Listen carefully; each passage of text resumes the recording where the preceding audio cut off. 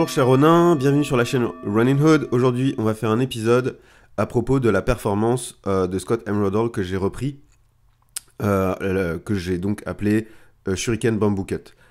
S'il vous plaît, n'imitez pas cette performance, elle est vraiment très difficile, c'est du Shuriken Jutsu et du bateau d'eau. Donc tout d'abord, voici sa performance que je trouve juste incroyable, qui m'a inspiré comme jamais depuis 2 ans. Je trouve ça juste incroyable. Je ferai un parallèle dans des épisodes futurs entre le Kenjutsu et le karaté. Et comment pour moi la pratique du bateau d'eau a été une révélation sur le fait que clairement le karaté vient du Kenjutsu et plus à proprement parler tous les arts martiaux ont une logique d'escrime. Donc c'est très très intéressant. Là vous avez donc la performance de Scott Amrodal que je trouve juste hallucinante, incroyable, de simplicité. C'est épuré et c'est d'une efficacité redoutable. Puisque l'idée c'est de surprendre avec un lancer de couteau et d'enchaîner avec une coupe en Ayumiyashi en avançant donc la jambe arrière. Une coupe très basique, Gyaku Kessa, et sa deuxième coupe qu'il a fait dans les airs qui est juste incroyable également. Et bien plus difficile que ce qu'on peut imaginer.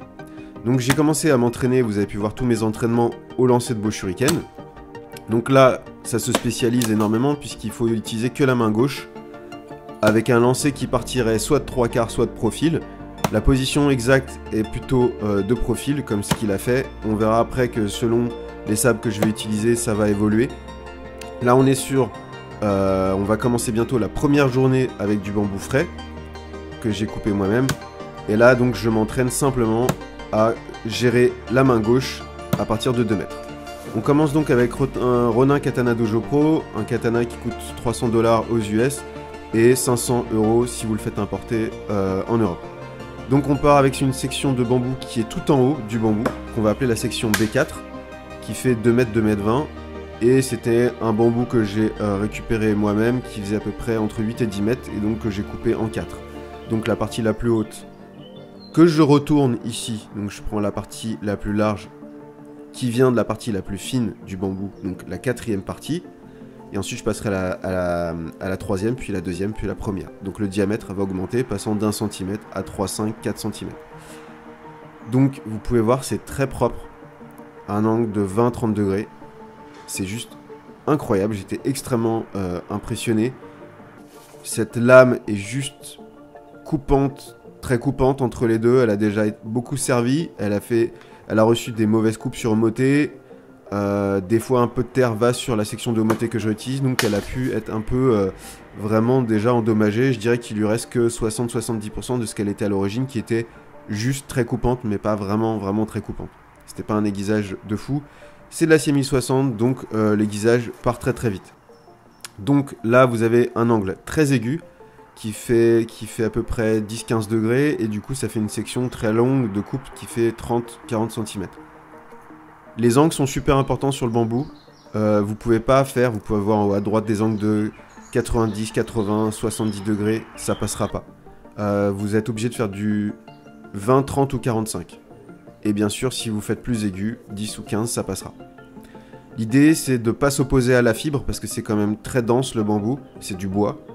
Et même si là, il est vert, donc tout frais, de moins de 4 heures, pour ce premier jour de coupe, il faut absolument ne pas s'opposer à la fibre et donc partir en oblique. Donc ce que vous avez vu sur les angles, sur l'épisode avec Little John, là se confirme encore plus. Le homoté a une tolérance, ici il n'y en aura aucune.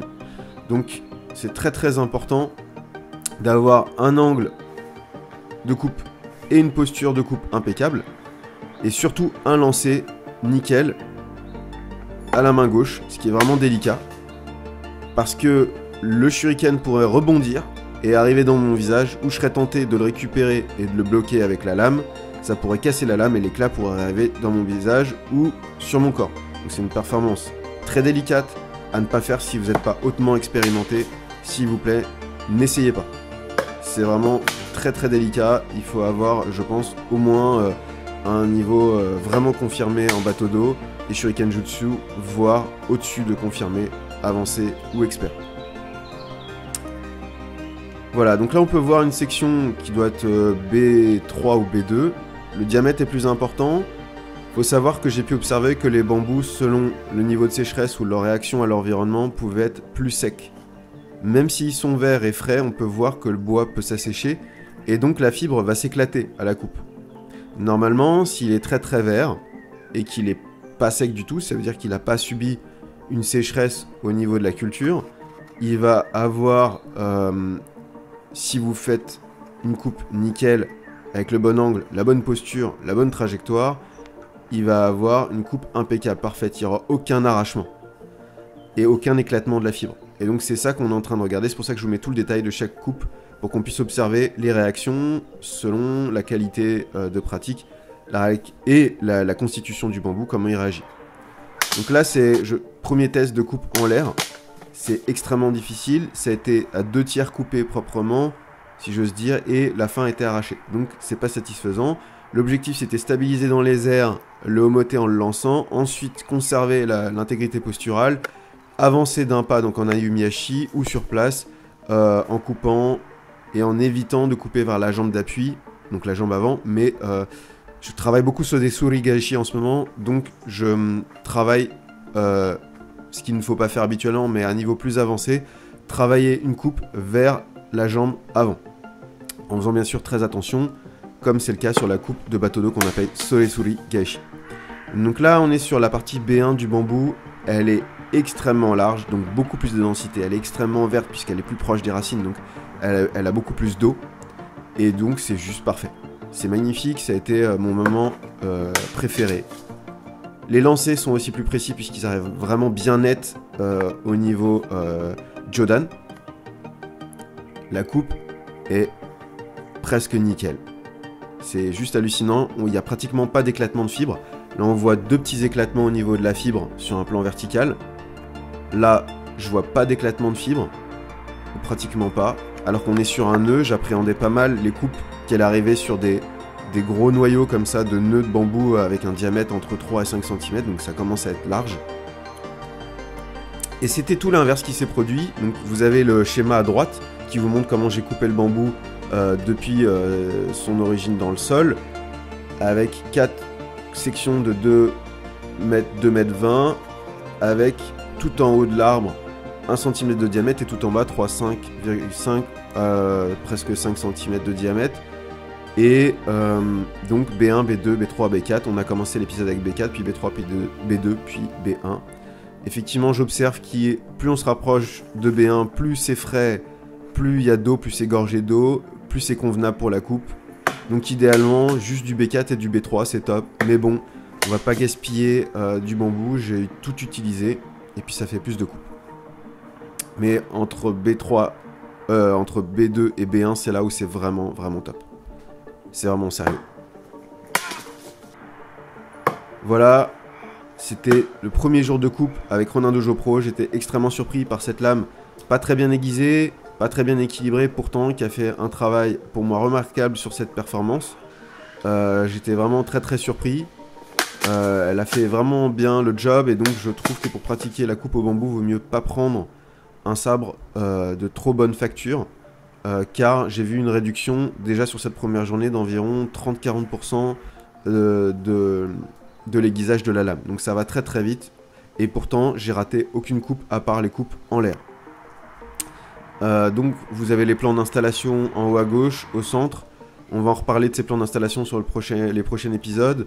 Vous avez en haut à droite et en bas à droite les différents angles de coupe, et en bas à gauche vous avez donc les diamètres et les longueurs de bambou qui sont les plus faciles à couper que j'ai pu observer. Là on peut voir les coupes les plus belles, elles sont quasiment parfaites, il n'y a aucun éclatage de la fibre, donc aucune résistance, donc aucune fissure, il n'y a aucun petit scratch même sur la couche superficielle verte du bambou. L'angle fait entre 20 et 30, c'est absolument nickel, c'est très impressionnant parce que cette lame n'est pas très tranchante, donc j'étais vraiment vraiment très impressionné. Là, même sur un nœud, l'angle, le poids de la lame, la trajectoire, la qualité posturale ont fait leur travail. C'est vraiment très très propre, et même avec un lancer de shuriken juste avant qui pourrait corrompre la posture, Donc je suis vraiment très impressionné par cette première journée de coupe. Donc on va bientôt voir sur 2 nouveaux épisodes de sabres, 2 marques de sabres. En attendant, je vous dis à très bientôt sur la chaîne Luan & Hood.